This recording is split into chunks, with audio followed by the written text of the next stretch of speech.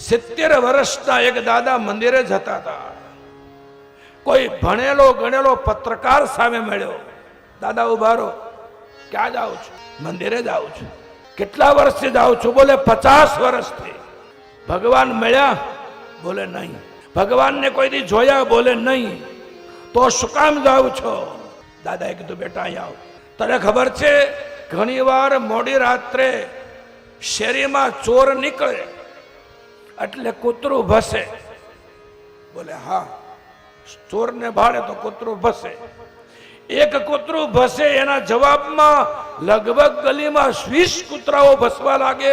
બોલે હા, 20 કૂતરાઓ ભસે છે, એમાંથી 19 કૂતરાએ ચોરને જોયો નથી, છતાંય ભસે છે. શું કામ ભસે છે? તો કે પેલા એક જણાએ જોયો છે એની પર વિશ્વાસ મૂકીને ભસે છે, બાકીના 19.